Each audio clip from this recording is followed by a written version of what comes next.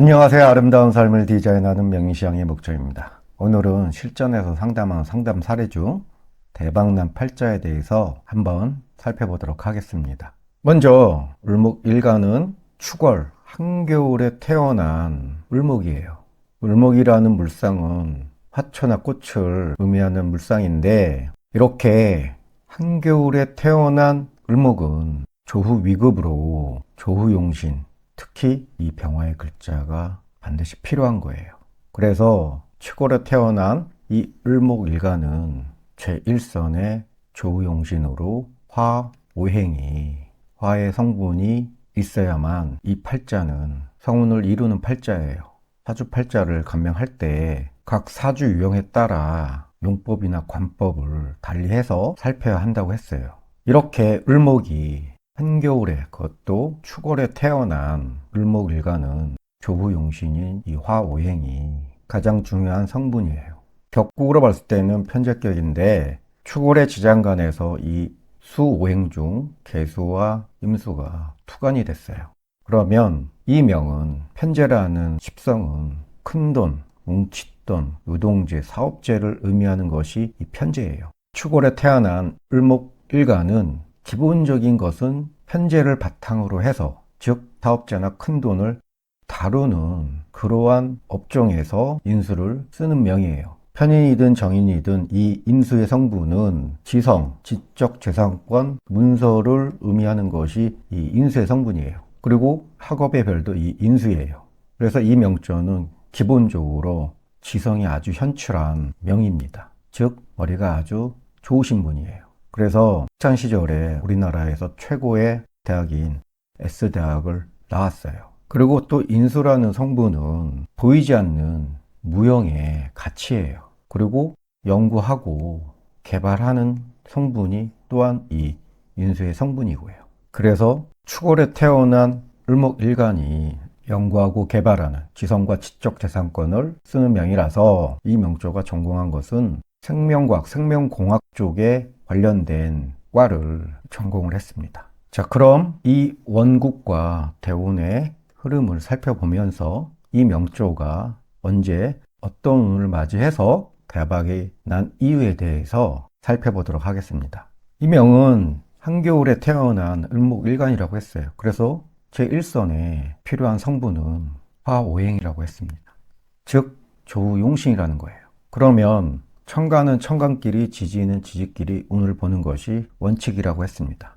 먼저 천간의 동태를 살펴보면, 천간에서는 희신, 조우용신으로는 제일 먼저 이 병화가 희신이 되고, 그 다음 정화, 그리고 또 이 무토가 이 명조의 천간에서는 희신이고 용신이 되는 글자예요.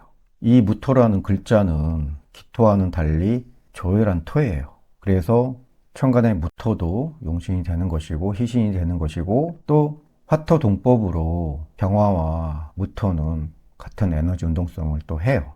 그래서 천간의 희신의 글자, 용신의 글자는 병화, 정화, 무토가 희신이고 용신이 되는 겁니다. 그리고 지지의 동태를 살펴보면, 지지의 글자 중에 조우용신, 이 화를 품은 글자를 살펴보면, 임목이라는 글자는 인옷을 화의 운동을 하는 글자예요. 그래서 임목도 용신이 되고 희신이 되고, 그리고 화의 계절인 사화 글자, 오화 글자, 이토 글자도 희신이고 용신이 되는 글자예요. 그리고 우리가 그 운의 체감을 가장 강하게 느끼는 것이 간여지동의 운을 맞이할 경우입니다. 그래서 이렇게 간여지동된 운이 사주명조의 희신일 경우, 그러면 그 좋은 운이 아주 실감나게 작용 발현되는 것이고, 만약에 기신일 경우에는 안 좋은 운을 아주 실감나게 체감하면서 작용 발현되는 것이에요. 그리고 편제라는 성분은 어떤 의미냐 하면, 재성에는 정제와 현제가 있어요. 이 정제라는 것은 알뜰살뜰 월급의 개념이고 저축의 개념이고, 이 편제라는 것은 유동재, 사업재, 큰돈, 뭉칫돈처럼 재물의 성향이 정제와는 확연히 다른 것이 이 편제의 성분이에요. 그리고 이 편제라는 것은 또 역마와 같은 기능을 하는 것이 또 이 편제의 성분입니다. 그래서 이 변동의 물상도 있는 것이 이 편제의 성분이에요. 그리고 또 이 축토는 12성신 중에 이 축액성에 해당되는 것이 이 축토예요. 여기서 액이라는 것은 질병, 질액을 의미하는 것이 이 축토예요. 그래서 질병에 관련된 연구와 개발을 하는 것이에요. 자, 그럼 이 대운의 흐름을 살펴보면서 이 명조가 언제부터 대박이 난 시점을 알아보겠습니다. 이 명조의 시신이고 용신인 오행으로는 화오행이라고 했어요. 그러면 지지의 흐름을 살펴보면 이 34대운부터 해서 54대운, 이 30년 대운이 이 명조에서는 30년간 용신운을 보내는 운이에요. 그리고 이렇게 30년 용신의 대운을 강하게 체감하고 발현되려면 간여지동의 운을 맞이할 경우라고 했어요. 그러면 대운의 흐름을 우리가 보면 34대운이 정사대운, 화대운이고 44대운, 무어대운, 54대운, 기미대운 다 화대운이에요. 다 화대운인데 이 30년 대운이 모두 간여지동의 운으로 흐르고 있다는 것을 알 수가 있습니다.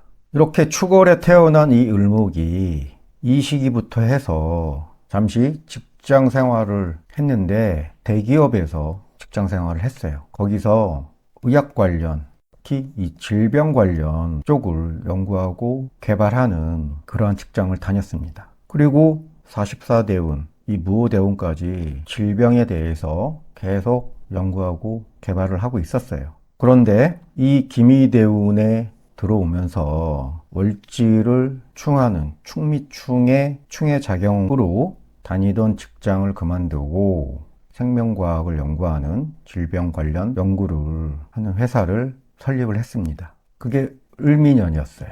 2015년이었습니다. 그리고 나서 질병 관련에 대한 신약을 계속 연구하고 개발해서 이 대운 무술년에 2018년에 대박을 쳤어요. 질병에 관련된 신약에 관련된 연구 개발을 한 것이 특허를 받게 돼서 어마어마한 재물을 득하기 시작했어요. 여기서 기미대운을 살펴보면 을목일간의 입장에서 기미대운은 편재대운이에요. 그런데 천간에는 무토가 일신이고 용신이라고 했고 기토는 언급을 안 했습니다. 기토라는 것은 기본적으로 이 습토에 가까운 토예요.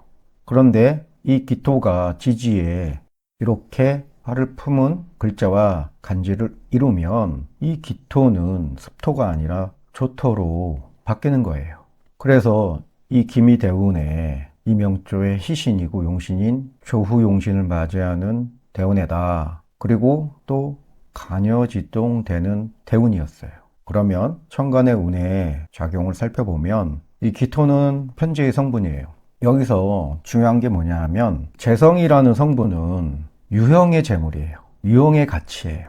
그리고 인수라는 성분은 무형, 문서 등 지적 재산권을 의미하는 것이 이 인수예요. 그러면 이렇게 재극인하는 운은 어떻게 발현이 되냐 하면 그동안 내가 연구하고 개발한 이 인수의 성분에 기토라는 이 편재가 자극을 줘서 연구하고 개발한 이 지적 재산권에 유형의 가치가 부여되는 거예요. 그래서 이 무형의 가치가 유형으로, 즉 돈으로, 재물로 바꿔치기가 된다는 겁니다. 그래서 신약을 개발해서 특허권이라는 문서를 취득하게 된 거예요.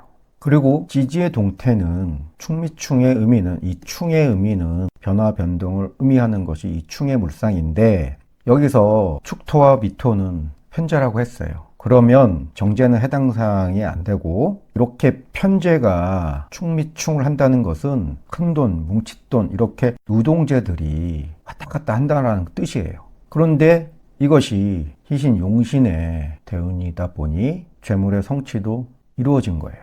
이렇게 축월에 태어난 이 을목일간이 30년 용신대운, 시신대운을 맞이하면서 기미대운의 대박의 결과를 이룬 것입니다. 몇백억이 아니라 제가 알기로는 몇천억이라는 어마어마한 재물을 득한 것으로 알고 있어요. 그래서 개묘년에 기존에 있던 자그마한 회사에서 몇백억이 되는 이 건물을 계약을 했습니다. 그리고 14년에 2025년에 새로 매입한 건물로 회사를 이전을 해요.